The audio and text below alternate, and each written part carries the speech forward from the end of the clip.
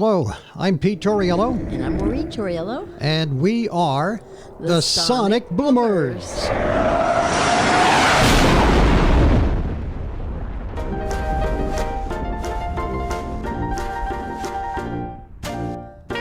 Welcome to another edition of your Sonic Boomers podcast. Each week, Maureen and I get together and we talk about, well, whatever it is that we pull off the top of our heads. And you know, sometimes that is somewhere else. And occasionally it is straight from the heart.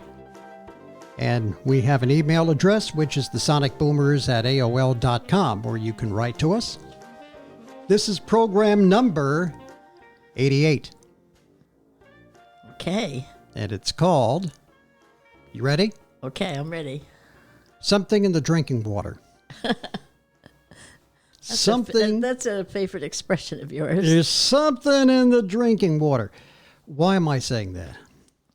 I'm saying it because since the start of the pandemic, 42 million people have walked away from their jobs.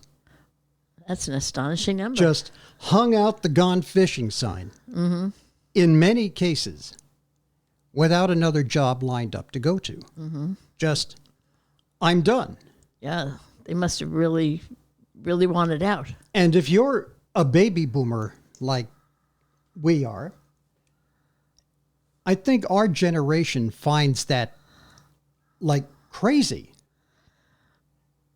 You know, like from my way of looking at it, it's like, who walks off of a job with nowhere to go, with nothing lined up, no way to put food on the table? Again, I don't want to seem like I'm being critical, but to me, it just feels like the height of irresponsibility, especially if you're a family person. I guess. But having done that once in my life, Yeah. I can sympathize with getting to a point where, you know what, I'm going to throw my caution to the wind. I just can't take it anymore. But this is while we were married, Yeah. right? Yeah. So at least you had my income Right. to work on. You weren't going to be out there with no True. income That's coming true. in. I'm talking about the people that have walked away, and there's nothing. Yeah. There's nothing to supplement that loss. Well, that's a little different. And to me, I said to Maureen, we were talking about this, and I was like, there's got to be something in the drinking water. Because it's almost like something out of a Stephen King movie, where people just get up, drop everything, and walk out. Yeah. That would actually make a cool movie, It wouldn't would it? make a cool movie. And Stephen King, if you're listening, then there could be here's an some idea kind for of ya. something in the food chain or something in the water, drinking water, that's yeah. making people do this. So I don't understand it. And we did put out the question on Facebook, Yes, we did. asking people what they thought about this. And one of the people that we heard from was Matt Ward, who was one of my coworkers. And I should point out, too, that the night before we recorded this podcast, Matt lost his mom. And we have been co-workers and very good friends for decades now, Right. Matt and I. So I'm Our sympathies go to very Matt and his sorry to family. hear this. I can't think of too many sweeter guys in the world than Matt. And I'm sure his mom was very proud of him. So Matt, to you and Patty and your family, we certainly send out our condolences. Matt did write, people must really hate their jobs to just walk away. How do you pay rent, the electric bills? Do you know anyone who has done this? No, I don't think we do. I don't think so either, no. Yeah, like you said you did, Right. but we were married. Right. There still was the safety net of There was still having- some kind of a safety net. Yeah. I don't think we know anybody that has actually walked off the job during the pandemic. Without something else. Without something I know else. people who have made job switches, but they had something else. Yeah. We heard from Kim Pine, who I believe is one of the Parkers here good. in Madison Park. And she says, I honestly don't know how people are getting by without working. At my office, we've been trying to fill 2 positions since June 2020. when finally almost 2 I years. lured one person from their current job for one of the positions, possibly alternative types of work such as Uber or Lyft drivers, DoorDash, or maybe people just downsizing their lifestyles. We heard from Denise Sholensky. I hope I'm saying that correctly, Denise. I apologize if I'm not. Sometimes I can't read my own writing, as is clearly the case here. She says, I have no clue how people are managing to walk off a job except that they are living off the unemployment extensions.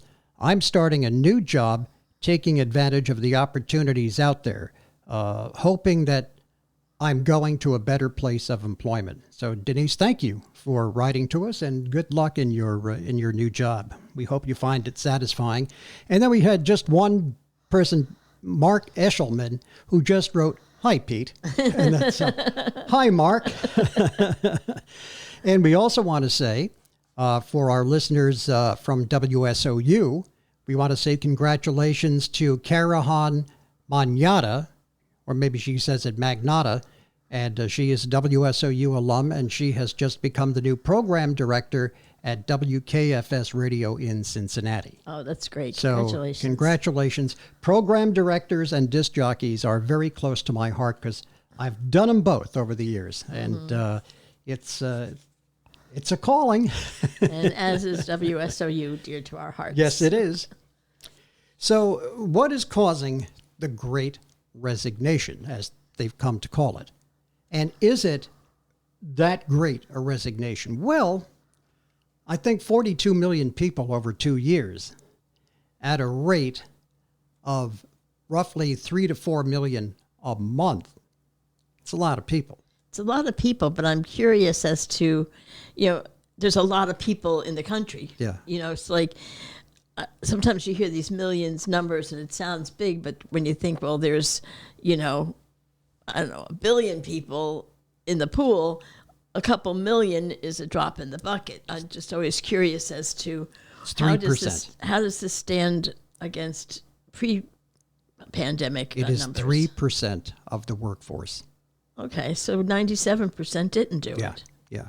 A lot of people are saying it's hype. But I don't know. How much hype can it be when everywhere you go, they're shorthanded? Everywhere you go, there's job signs posted. But I think that, too, is not necessarily a great resignation kind of thing, although people are leaving the job.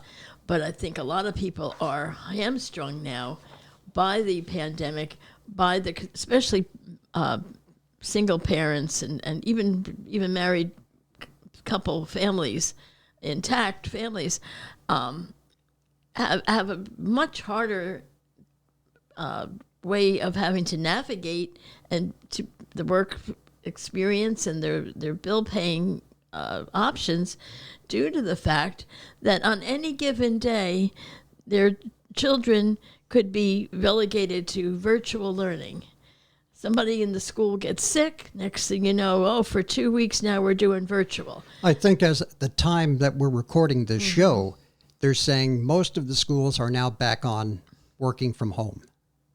Okay, so again, how do you provide for your child who has to be home now during the 6 to 8 hours a day that they ordinarily would have been cared for in a school setting? Now they're home. They need the computer. They need supervision.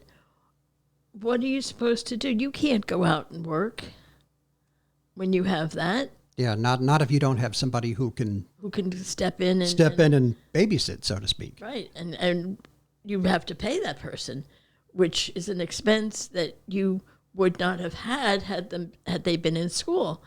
So now you've got an added expense, an inability of a way to navigate this, and it's just sometimes easier for you to say, I'm quitting my current job and I'll try to find something else that I can work from home or that's more flexible. And, I have no other option right now. My kid needs to be cared for. I don't think that there is any one specific thing that's driving this, but it is a perfect storm of things.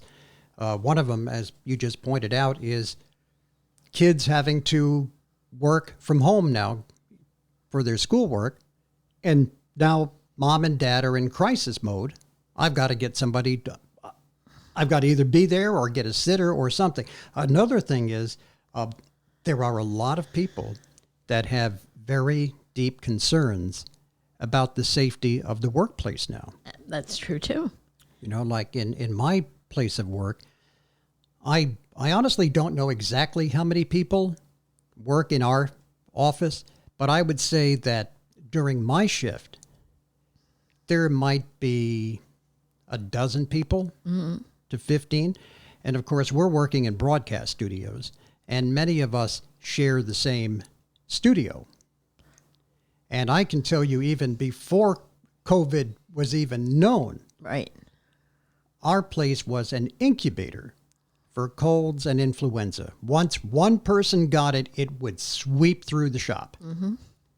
And that's with people, you know, wiping down their microphones and wiping down everything they touch and wiping off the consoles and trying to follow good health practices. But nothing's perfect. Right. You know, somebody sneezes in your vicinity, you can catch something. So there's a lot of concern about this. There are a lot of people who are flat out opposed to going back into the office until pandemic ends. And now Dr. Fauci is telling us, well, folks, this may never come to an end. This might be, and I know we're tired of hearing it, the new normal. Yeah. You know, vaccines and masking might be the new normal, and I know that there are people who are going to agree with that and disagree with it to varying degrees, and that's fine. Your opinion is your opinion. But that's what the experts that I trust are saying. So what do you do? Well, you know, getting back to the concerns about the germs that's spreading in the workplace, it also harkens back again to single income households with children. You can't take a chance on going in there and getting sick yourself and, you know, either being relegated to a hospital or you know, having to be quarantined at home. And then then your kid is exposed and possibly getting them sick. I mean, I can tell you, and I think, you know, you would agree, in the 2 years since you've been working from home, and we haven't had to go out much, we have never been healthier. We have not had a cold. We have not had the flu. You know, with no allergies. I have nothing. had I haven't had so much as a sniffle. I mean, and I'm good for 4 or 5 colds a year when I'm and like, you know, going to and from the studios. Yeah. And like a week or so ago, I got a little sick for a day or two. And I still don't know whether that was due. We had recently gotten our flu shot and we had recently gotten a booster. And I suspect that my ill symptoms had more to do with that. We tested. I was negative. It was not COVID. That's right. So, you know, I suspect it was more related to that. But aside from that, we have never been healthier. And why, you know, given the opportunity to work from home and to be isolated, why would you choose to go back? Yeah. And at our stage in life, let's face it, we're both 68. And we both have comorbidities. Right. Why? And believe me, I love my place of work. Oh, I know you do. We spent like $250,000 renovating all of the studios, and it is beautiful. It is state of the art. And almost a week or two after everything was finished, we had to close down. I know, and this because was of the something COVID. that was in the planning for years. For And years. you all were like, oh, I wish. And then when it finally happened, we were like, oh my God, this is beautiful, but we're closed. We closed in the nick of time because the offices right across the hall from us, they got wiped out with the COVID. Right. So we got out of there. I was one of the Just first in the ones nick of out. time, yeah. And we have a skeleton crew working back there now. And there's been all kinds of discussion as to when are we going back into the office, Or if and you are. if we ever do, because they keep moving it up. And now, we were supposed to go back in December, and then it became January, and now there's talk that it might not be until spring. So at this point, as a worker, I would say, if people are working from home and it's all going well, leave it alone. Yeah. Leave it broke, alone. don't fix it. If it ain't broke, don't fix it. People are healthier than they've ever been. I was talking to one of my coworkers, and we had a long conversation on the phone, and he's like, I've never been healthier. So why would you want to go back to that? Not to mention, it's really nice to work from home. You're not burning up gasoline for $4 a gallon almost now. You're not having wear and tear on the car. You're not having to drive when the weather is bad. Right, bad roads. It's all crazy good. drivers, and the nice thing, what I appreciate is when you are done, when you get done your last report for the day. Yeah. Boom, you close the mic, turn off the computer, and you're home. Yeah. There's no half-hour drive after that. There's no 45-minute drive. Yeah. Your day, your free time becomes longer, and you have more time to enjoy with your family. I get off the air, I walk down the hall, and I make us lunch. Yeah. All good. I get up in the morning, I go down the hall, I throw some eggs on, I throw some coffee on, I come in here and I go to work. Yeah. It's a beautiful thing. And I do know that there are a lot of people that have said, if my company makes me go back to the office, I'm done. Yeah. I'm done. Especially people in my age bracket who are saying, you know what, I'll take my retirement. Right. Well, I think that's also maybe part of the statistics that you cite about people leaving their jobs. I think there are, out of those 42 million or whatever the number was, out of those, I imagine there's probably a lot that were teetering on the age of retirement, and maybe rather than deal with an unpleasant job situation or a problematic commute or whatever, they just said, you know what, it's close enough. I was going to work a little longer, but I can retire. I can collect Social Security. I can get my pension. I'm done. I'll wipe my hands of it, And I think that that's probably also accounting for a number of the, job turnovers. Yeah, I can tell you my head is not going in that direction. My head is, I'm going to continue working as long as I am physically able. Mm-hmm. Well, you love your work. I love my work. And unfortunately, and you know this, I am one of those people that identify myself by what I do. Mm-hmm. And it's unfortunate. It's unfortunate. I feel badly for myself. I really do. Because I should be Pete Torriello father, Pete Torriello husband, and that's all there. But I identify myself as a radio broadcaster. I know you've often said, when you retire, are you ready to be Pete who? Because right now, well, that Torriello, happened about 5 years ago. No, it quite, did not. Quite frankly, saying that no, it did not. That happened about 5 years ago. I think I very quickly became Pete Who. No, you did not. But yeah, I'm really not ready to walk out of the spotlight. So don't. Nobody's forcing a gun to your head. Stay as long plus, as you it's it's good income. Yeah, it's good income, and I want them to get rid of me. Well, I don't want them to get rid of me, but if they get rid of me, they have to give me a lot of money to go away. Yeah. So sorry, I'm not going away. Another reason that I think a lot of people have walked away is this pandemic and just the amount of death. Think about the early stages of the pandemic, when they were putting people's bodies in refrigerators. They had refrigeration trucks outside of hospitals, and hospital workers just collapsing in hallways and crying because they were so overcome by what they were seeing. And I think we forget how awful it was. Yeah.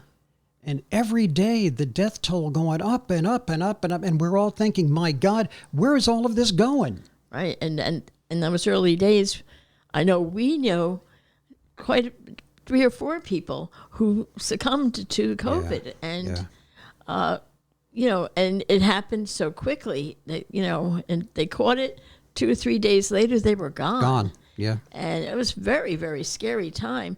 I'm happy that with the vaccines and with the, some of the protocols that they've put in place, that even though there's still a lot of cases reported, a lot of people are not necessarily dying. I mean, there's still deaths, don't get me wrong, but I don't think it's quite as fatal as it was when it originally came out. They're telling you that if you got the shots and you got the booster, yes, you still might get it, but the chances are a lot better that you will not require hospitalization, that you will not die.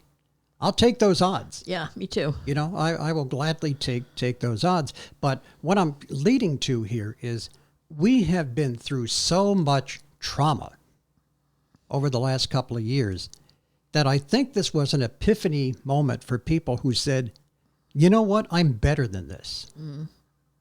I'm better than this. A lot of people say, I don't need this shit. Yeah. A lot of people are, how many people do you know that will tell you, I hate my job? Yeah. We know a lot of people that have said that. We've had people in our own family who said, geez, Dad, you're so lucky. You do what you love.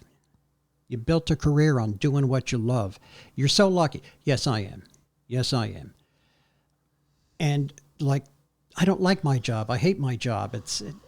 And wow, what a way to go through life, because you're putting food on the table. Yeah.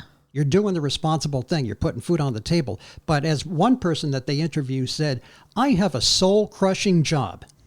Wow. A soul-crushing job. And I'm done. There was a Burger King that had a sign. You know how they have those little marquees? Sure, and it'll say, Whopper, 2 for $1 or something. Right. There was one Burger King that had a sign that said, we all quit. Sorry for the inconvenience. Wow. And if you talk to somebody who works at a Burger King or a McDonald's or any fast food, they hate it. Yeah. They hate it. It's hot. It's greasy. It's smelly. Customers are rude. We have a son who is an executive in retail, and he has worked his way up over the years, and he always tells us about some of the customers who come in, and they are absolutely horrendous in the way they treat you. People talk down to you. They get in your face. They point in your face. And you're expected to do this with a smile. Please, sir, I want more. Yeah. And I think a lot of people are getting to that point where they're saying, you know what, screw this. Yeah. I don't need this. Yeah. Not for $5 an hour or minimum wage. I talked to one waitress, and there is a thankless job, the food industry. You really need to love people to be in the food industry. And I talked to one waitress at a place that I go to, and I asked her, I said, I'm not trying to be personal or anything, but how much money do they pay you here? She said to me, $3 an hour plus tips. And the trouble is, nobody's coming into the diner. Now, in this case, it was for 2 reasons. One was the COVID, and the other was the diner, unfortunately, ownership had let it go to rack and ruin, and it was a crap house. I went there because it was just a short drive away, and the food was okay, and it was all right. But eventually it went out of business. And I'm like, why? I'm thinking to myself, why would you do this? Except that she really needed the money. Right. She really needed the money. And again, in a better situation where you're in a happening kind of a restaurant situation, you can make mad money, and it's kind of under the table. It's up to you to report how the tips go. And of course, everybody reports exactly what their tips were, right? Wink, wink. So Nothing like a cash business, folks. so I can understand Yeah. why some people do that. You can make more money per hour per night than you can in a 9 to 5 or office type job where you get paid a set amount and that's it. The potential for earning is quite high. Yeah, it can be. But, unfortunately, in this particular restaurant diner's situation, the potential was There's not no there. potential to even make the money. Yeah. Yeah. So, I understand why people are walking away when I really look at it closely, but my gut feel is, yeah, there's something in the drinking water. Why are people walking away from a job with nowhere to hang their head afterwards? And I still have trouble with that part of the equation. Yeah. I can understand you finding a new job and then walking away, which is what most of us try to do. Right. But to just say, I'm done. Yeah. Peace out, everybody. Where are you going? I don't know, but it's not here. Yeah. That to me is just like, it just doesn't make any Well, I sense guess at all. maybe it's again like a generational thing where the younger generation, and I don't like to sound like, the old fart here, but I think the younger generation has been brought up with people building up their ego, building up their confidence, building up their self-esteem. So they leave and they think, I'll find another one. I'm not worried. I can get by for a month or two if I don't find something right away. I'm great. I have all these skills. Someone's going to hire me. Well, the job experts are saying it definitely is a worker's market right now. The ball is in your court as a worker. Companies need you. Companies are severely understaffed. And so I think the challenge really is for corporate America to step up to the plate. Because unfortunately, the history of American labor relations has never been good. I would like to think it is better, but for years, it has always been corporate America raking in the money for that top 2%, while the workers get really crappy wages or wages to just get by on or forever be stuck in the middle class with little chance of advancement. And it has always been that way. The cards always have seemed to be stacked in favor of big labor, which is why you have unions. A lot of folks are down on unions, but if you didn't have unions, some folks would be, making a $1.380 an hour. So I think unions are still very necessary, but you really need American corporations to show more respect and more value to the employees. And it's not just a question of money. No, it could just be appreciation. Yeah. It could be providing a cordial work environment, a comfortable work environment.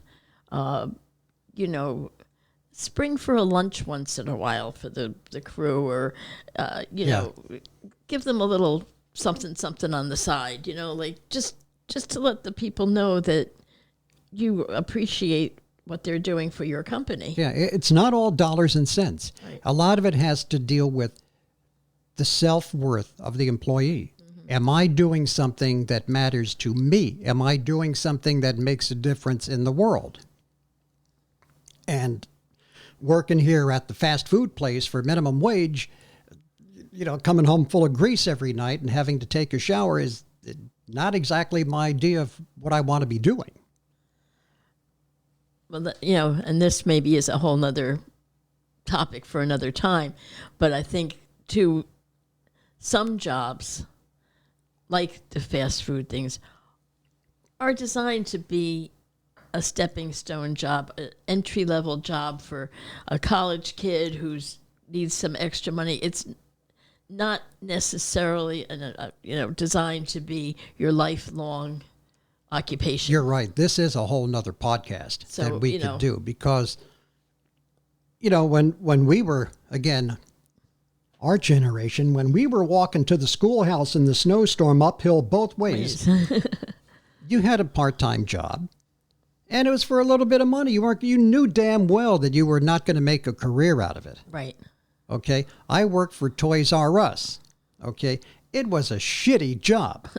I worked there over Christmas time, and I did inventory after Christmas. And let me tell you, they did not appreciate you as an employee. You might as well have been cattle. You know, they had more respect for Jeffrey and Gigi and Baby G than they had for Their live somebody employees. climbing up a big thing with steps on it to pull down a friggin' bicycle hanging from wires off the ceiling Yeah. for minimum wage. You know, Yeah. that's... So, you know, we really need to see corporate America step up. And these jobs, I don't know, $15 an hour for somebody to sling hash. I mean, $15 an hour, it's better, but it's not great money, Right. but it's certainly better than, you know, the $5 an hour that I started out with when I started in radio. It's better than that, but it's not meant to be a career. Yeah. You know, any more than me staying at WERA in Plainfield, New Jersey for, you know, $13,000 a year back then. That was never meant to be a career. That was a job that you took on your way To where you really wanted to to be. where you really felt you wanted to be in your career. And it's like, well, working in the fast food place, I don't think, Maureen doesn't think it's meant to be a career. And then when you get to that $15 an hour that you may have to pay somebody one day, can you as a business person afford to do that? Yeah. You're running a mom and pop diner and you've got a staff of maybe, you know, 4 or 5, maybe 10 people working in, especially during morning, Sure. slinging hash. And they're getting $15 an hour. You got 10 people, that's $150 an hour. Yeah. That's a lot of money It is. for a mom and pop operation. So I get it. But like you said, we could do a whole nother podcast on That's that. Right? for another day. Yeah.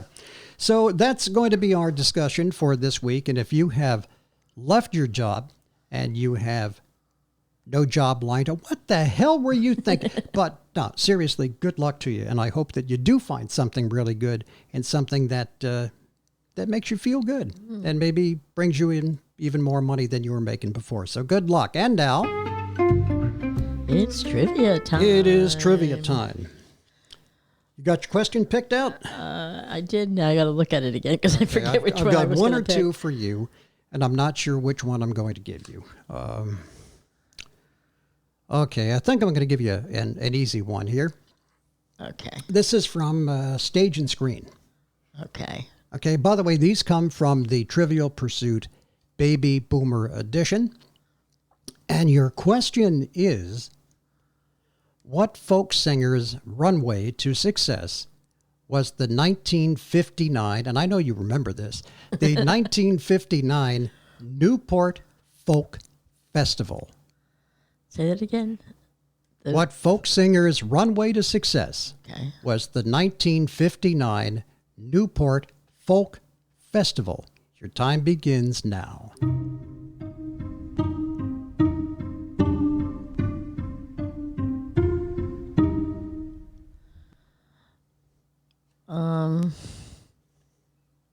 Arlo Guthrie.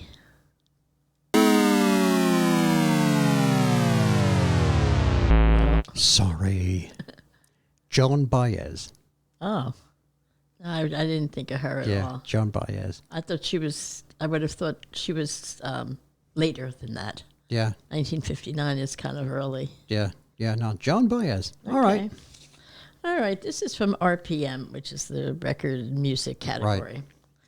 What group was known as the Rattlesnakes in England before moving to Australia in the 50s?